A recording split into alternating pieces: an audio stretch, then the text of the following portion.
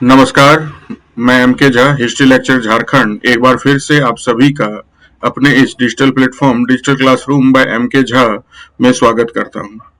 आज हम लोग एक बहुत ही महत्वपूर्ण विषय पर डिस्कस करने वाले हैं जो एनसीईआरटी से संबंधित है। कक्षा 11वीं की पुस्तक भारतीय विश्व इतिहास के कुछ विषय के टॉपिक लेखन कला और शहरी जीवन से संबंधित यह विषय अपने आप में महत्वपूर्ण है। खासकर 11वीं के वो छात्र जो अभी अपने पढ़ाई को शुरू कर रहे हैं, इतिहास में अपनी समझ को विकसित करने का प्रयास कर रहे हैं, उनके लिए यह टॉपिक बहुत ही महत्वपूर्ण रहने वाला है। इसके अलावा भी अन्य बहुत से एग्जामिनेशन है, जैसे EMRS जो पीजीटी का या टीजीटी का एग्जामिनेशन होता है, उसमें एनसीईआरटी बेस्ड सिलेबस को फॉलो किया जाता है। इसके अलावा DSSB के जो टीचर्स का एग्जाम होता है, उसमें भी एनसीईआरटी के सिलेबस को फॉलो किया जाता है। तो उस तरह की परीक्षाओं में भी यह टॉपिक बहुत ही ज्यादा मददगार रह सकता है, यह वीडियो उनके लिए बहुत ही मददगार हो सकता है। तो चलिए सीधा हम लोग टॉपिक पर आते हैं और लेखन कला और शहरी जीवन जो बेसिकली मेसोपोटामिया की सभ्यता से संबंधित है, इसके बारे में हम लोग डिस्कस करते हैं। इसके बारे में हम आपको बतलाने और समझाने का प्रयास करते हैं। आज हम लोग इसके पहले भाग पर चर्चा करेंगे। मेसोपोटामिया की सभ्यता का जो पहला टॉपिक होगा, इसको आज हम लोग जानेंगे, इसको हम आपको बतलाने का और समझाने का प्रयास करेंगे। तो चलिए सीधा हम लोग स्क्रीन पर जाएंगे और कुछ महत्वपूर्ण फैक्ट एंड फिगर आप लोगों के साथ साझा करेंगे। तो जैसा आप स्क्रीन पे देख पा रहे हैं, भारतीय इतिहास कक्षा 11 की पुस्तक और इसके अंतर्गत अनुभाग 1 जो प्रारंभिक समाज से संबंधित, उसमें दूसरा विषय लेखन कला और शहरी जीवन। आज हम लोग इसी को यहाँ पे डिस्कस करेंगे, इसके बारे में आपको बतलाने और समझाने का प्रयास करेंगे। चलिए सीधा हम लोग टॉपिक पर आते हैं, समय को ज्यादा व्यर्थ नहीं करते हैं और कुछ महत्वपूर्ण फैक्ट एंड फिगर बतलाने और समझाने का प्रयास करते हैं। तो सबसे पहले आज का इस लेक्चर में हम लोग जो समझने का प्रयास करेंगे वो मेसोपोटामिया के विषय को जानेंगे। मेसोपोटामिया आखिर कहाँ पे अवस्थित था और उसकी भौगोलिक दशा किस प्रकार से थी, ये हम आपको दिखाने और समझाने का प्रयास करेंगे। तो जैसा कि आप इमेज में देख पा रहे हैं, मेसोपोटामिया का जो प्रदेश है वर्तमान में वह इराक के क्षेत्र में अवस्थित है ना। इसके अलावा इसमें तुर्की का कुछ हिस्सा, सीरिया का कुछ हिस्सा मौजूद था और यह एक बहुत ही ज्यादा उपजाऊ क्षेत्र था, आप ऐसा कह सकते हो। और इसी क्षेत्र में इस सभ्यता का महत्वपूर्ण विकास हुआ था। अगर हम लोग बात करें इसके परिचय की, इसके इंट्रोडक्शन की, तो मेसोपोटामिया जो शब्द बना है वो बेसिकली दो महत्वपूर्ण शब्द को से मिलकर के बना है। इसका पहला जो शब्द है वो है मेसो और दूसरा है पोटामिया। पोटामिया बेसिकली पोटमस, इन दो महत्वपूर्ण शब्दों से मिलकर के इस शब्द का निर्माण किया गया है। मेसो का अर्थ होता है बीच की भूमि और पोटोमस का अर्थ होता है आपका नदी। तो दो नदियों के बीच की भूमि को बेसिकली मेसोपोटामिया के नाम से जाना जाता है। तो मेसोपोटामिया का अर्थ दो नदियों की बीच की भूमि है। और इसकी अवस्थिति की अगर हम लोग बात करें तो यह वर्तमान में इराक, सीरिया और तुर्की के कुछ हिस्सों में फैला था। एक बहुत ही इंपॉर्टेंट फैक्ट है कि इसे उपजाऊ अर्धचंद्र, जिसे फर्टाइल क्रिसेंट के नाम से जाना जाता है, का हिस्सा माना जाता है।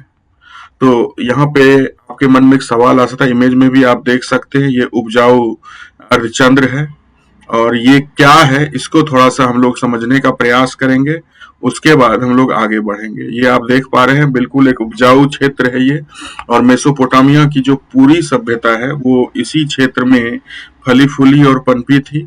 ये जो आप क्षेत्र इमेज में देख पा रहे हैं मेसोपोटामिया का बेसिकली क्षेत्र, ये जो हम हिस्सा दिखलाने का आपको प्रयास कर रहे हैं, इसी हिस्से में मेसोपोटामिया का उदय हुआ। सबसे पहले हम अर्धचंद्र, उपजाऊ अर्धचंद्र क्या है, ये आपको समझाने का प्रयास करते हैं। इसके बाद हम मेसोपोटामिया के अन्य महत्वपूर्ण पहलुओं से अवगत होंगे। तो उपजाऊ अर्धचंद्र क्या है, इसको हम लोगों को जानना थोड़ा सा जरूरी है। तो उपजाऊ अर्धचंद्र की अगर बात करें, यह प्राचीन काल का एक बहुत ही ऐतिहासिक क्षेत्र है जो मध्य पूर्व में अर्धचंद्र के आकार में फैला हुआ था। जो मिडिल ईस्ट का इलाका है उसी क्षेत्र में बेसिकली ये अर्धचंद्र के रूप में उपजाऊ क्षेत्र के रूप में फैला हुआ है। यहाँ की उपजाऊ मिट्टी और जल स्रोतों के कारण ही यहाँ मानव सभ्यता का विकास का एक प्रमुख केंद्र रहा यह, और इसी में मेसोपोटामिया, सुमेर और बेबीलोन जैसी प्राचीन सभ्यताएं विकसित हुई हैं। तो उपजाऊ अर्धचंद्र अपने आप में बहुत ही महत्वपूर्ण क्षेत्र है मिडिल ईस्ट का, जो कई महत्वपूर्ण नदी क्षेत्र में आता है। इसमें नील नदी की भूमिका है, इसके अंतर्गत दजला, फरात जैसी नदियों की भूमिका रही, और इन्हीं नदियों के कारण यह क्षेत्र बहुत ही ज्यादा उपजाऊ माना गया और इसी क्षेत्र में कई महत्वपूर्ण सभ्यताओं का उदय हुआ, और इसी कारण से इसे सभ्यता का पालना, इस क्षेत्र को सभ्यता का पालना भी कहा गया है। इस क्षेत्र के प्रमुख भाग की अगर हम लोग बात करें तो इसमें मेसोपोटामिया का नाम लिया जा सकता है, जो टाइग्रिस और यूफ्रेट्स नदियों के बीच की भूमि है। टाइग्रिस नदी बेसिकली दजला नदी है और यूफ्रेट्स नदी बेसिकली आपका फरात नदी है। इसके अलावा लेवांत क्षेत्र, जहां वर्तमान सीरिया, लेबनान, इजराइल, फिलिस्तीन जैसे देश आते हैं। और इसके अलावा नील नदी घाटी से हम सब अवगत हैं, यह बेसिकली मिस्र में है। इस क्षेत्र को सभ्यता का पालना भी कहा गया है। जो उपजाऊ अर्धचंद्र का क्षेत्र है इसे हम लोग सभ्यता का पालना भी कहते हैं, क्योंकि यहाँ कृषि, लेखन और नगरीय विकास की शुरुआत हुई थी। तो इसी क्षेत्र में मेसोपोटामिया आता है और ये बहुत ही ज्यादा एक समृद्ध क्षेत्र के रूप में विकसित हुआ, तो इसमें एक बड़ी भूमिका इस उपजाऊ अर्धचंद्र की रही थी। अब हम लोग बात करेंगे इस क्षेत्र की, यानी मेसोपोटामिया की, खास करके जो भौगोलिक स्थिति है उसकी भौगोलिक स्थिति किस प्रकार की है, इसकी क्या विशेषताएं रही और यहाँ पे वो कौन कौन से महत्वपूर्ण कंडीशन रहे जिसके कारण इस क्षेत्र का विकास हुआ, मेसोपोटामिया क्षेत्र विकसित अवस्था में पहुंचा। जैसा कि मैंने बताया आपको कि ये जो मेसोपोटामिया का क्षेत्र है यह बेसिकली टाइग्रिस अर्थात दजला नदी और यूफ्रेटिस यानी कि फरात नदियों के बीच में अवस्थित था। यह कृषि, व्यापार और सभ्यता के विकास के लिए आदर्श स्थान था, है ना। चूंकि दो महत्वपूर्ण नदियां हैं और उसके बीच का एक जलोढ़ मैदान, तो स्वाभाविक सी बात है वहां पे सभ्यता का विकास होने में बहुत आसानी होता है। आप देखोगे ज्यादातर जो सभ्यताएं विकसित हुई है वो किसी न किसी नदी के किनारे हुआ। जैसे भारत की जो सिंधु घाटी सभ्यता थी वो आपका सिंधु नदी घाटी क्षेत्र में विकसित हुआ, तो उसी तरह से मेसोपोटामिया की जो सभ्यता हुई वो दजला और फरात नदियों के बीच में विकसित हुई, फली फूली। वर्तमान में यह क्षेत्र हालांकि अधिकतर शुष्क और रेगिस्तानी है। जिस तरह से सिंधु घाटी क्षेत्र भी अब पूरी तरह से रेगिस्तानी हो चुका है, उसी तरह से एक जो वातावरण में परिवर्तन आता है, पर्यावरण चेंजिंग होता है, ग्लोबल जिसको हम लोग चेंजेस कहते हैं, उसके कारण आप कह सकते हो कि ये क्षेत्र शुष्क हो गए, रेगिस्तानी हो गए और धीरे धीरे ये जो सभ्यताएं थी उनका भी विनाश हुआ। चलिए आगे बढ़ते हैं।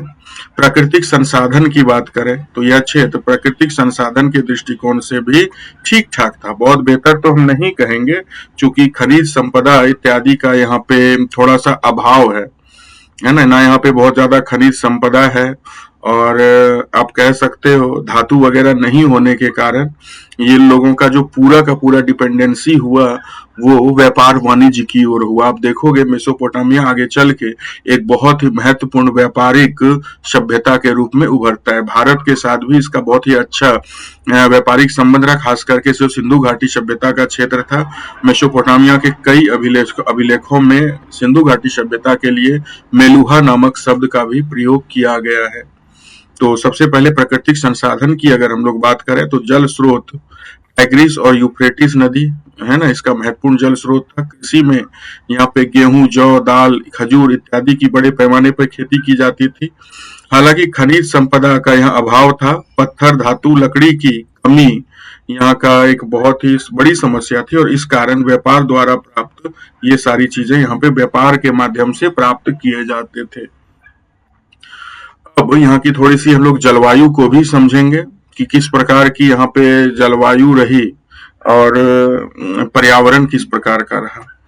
तो अगर हम लोग मेसोपोटामिया क्षेत्र की बात करें तो यहाँ गर्मी में तेज गर्मी और सर्दियों में बहुत अधिक ठंड पड़ती है, ठंडी हवाएं चलती है। वर्षा काफी कम होता है इस क्षेत्र में। सिंचाई के लिए नहरों और बांधों का निर्माण किया गया था।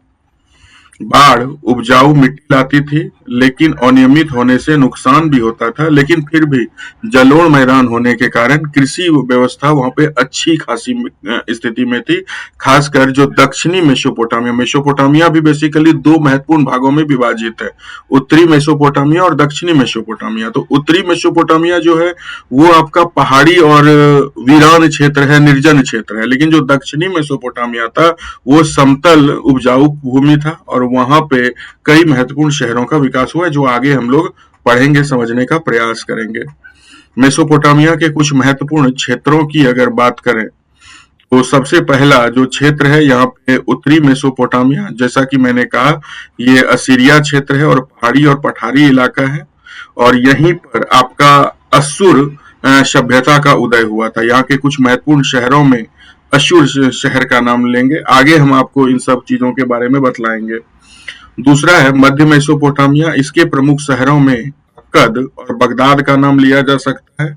और दक्षिण मेसोपोटामिया जो सुमेर क्षेत्र में आता है, ये सबसे अधिक मेसोपोटामिया का विकसित हिस्सा था और यहाँ पे मुख्य रूप से उरुक, निप्पुर जैसे प्रमुख शहर या नगर अवस्थित थे। नदियों के महत्व की अगर बात करें तो इस क्षेत्र में नदियों का बहुत अधिक महत्व है ना। पूरी की पूरी सभ्यता इसी दो महत्वपूर्ण नदी टाइग्रिस और यूफ्रेटिस यानी दजला और फरात नदियों की सहायता से ही संभव हो पाई थी, विकसित हो पाई थी। टाइग्रिस और यूफ्रेटिस नदियां जीवन का मुख्य स्रोत थी, कृषि, व्यापार और परिवहन में सहायक थी। व्यापार और संचार के लिए नाव और गाड़ियों का उपयोग किया जाता था। इसके अलावा अगर हम लोग बात करें व्यापार और संचार का, तो स्थानीय व्यापार, कृषि उत्पादों की अदला बदली यहाँ पे की जाती थी। व्यापार में अगर बात करें तो वाटर सिस्टम का ही वहां पे चलन था, अभी करेंसी वहां पे भी डेवलप नहीं हुए थे। तो बेसिकली वस्तुओं का आदान प्रदान ही वहां पे किया जाता था।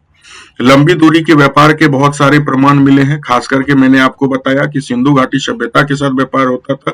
सिंधु घाटी सभ्यता के लिए मेसोपोटामिया के अभिलेखों में मेलुहा शब्द का प्रयोग किया गया है या मिलता है। मिस्र और फारस के साथ व्यापार के प्रमाण हम लोगों को वहां पे दिखाई दिए हैं। परिवहन के लिए अलग अलग प्रकार की गाड़ियां थी, नावें थी और पशुओं का उपयोग किया जाता था।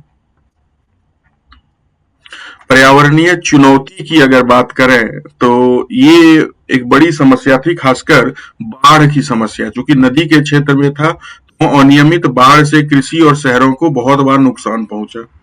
जल संसाधनों की अत्यधिक खपत और सूखा और खाद्य संकट वहां पैदा होता रहता था।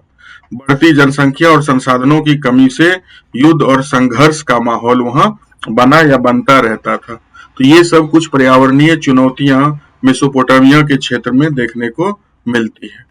अंतिम ओर हम लोग जा रहे हैं, चूंकि इसके हम ज्योग्राफिकल कंडीशन और उसकी पृष्ठभूमि की बात आज के इस टॉपिक में हम लोग करने जा रहे हैं। तो मेसोपोटामिया का क्या पृष्ठभूमि था, किस कंडीशन में मेसोपोटामिया का उदय हुआ, ये हम आपको बतलाने और समझाने का प्रयास किए इस टॉपिक में।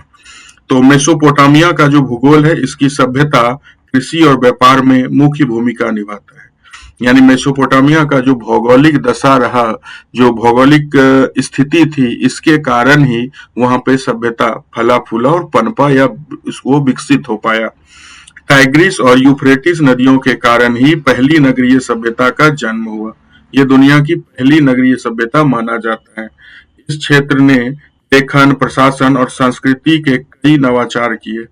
ये सारी चीजें हम लोग आगे के आने वाले वीडियोस में देखेंगे, समझने का प्रयास करेंगे। तो उम्मीद है आपको यह टॉपिक समझ में आ रहा होगा, खास करके एनसीईआरटी पर बेस्ड हो जाने के कारण आप लोगों के लिए बहुत ही महत्वपूर्ण रहने वाला है। और इस तरह के वीडियोस लगातार हम लाते रहेंगे, खास करके इस टॉपिक में इसके कई महत्वपूर्ण भाग, ये पहला भाग आज हम लोगों ने देखा समझा, इसके बाद इसके कई महत्वपूर्ण भाग आप लोगों के सामने मैं लाने का प्रयास करूंगा। तो आज के इस वीडियो में इतना ही। मिलते हैं आप लोगों से किसी और वीडियो में। जहां हम लोग इसके दूसरे भाग पर चर्चा करेंगे। इसके अलावा इतिहास से संबंधित और भी कई महत्वपूर्ण विषयों पर हम लगातार वीडियो ला रहे हैं और लाते रहेंगे। तो उम्मीद है आज का भी यह वीडियो आप लोगों को पसंद आया होगा। अगर यह वीडियो आपको पसंद आया तो इस चैनल को आप सब्सक्राइब कर सकते हैं, इस वीडियो को आप लाइक कर सकते हैं, जिससे कि आप समय समय पर मुझसे जुड़े और कुछ इम्पोर्टेंट, अगर इतिहास के आप शोधी छात्र हैं तो आप इससे लाभान्वित होंगे। तो आज के वीडियो में इतना ही, मिलते हैं आप लोगों से अगले वीडियो में। तब तक के लिए धन्यवाद।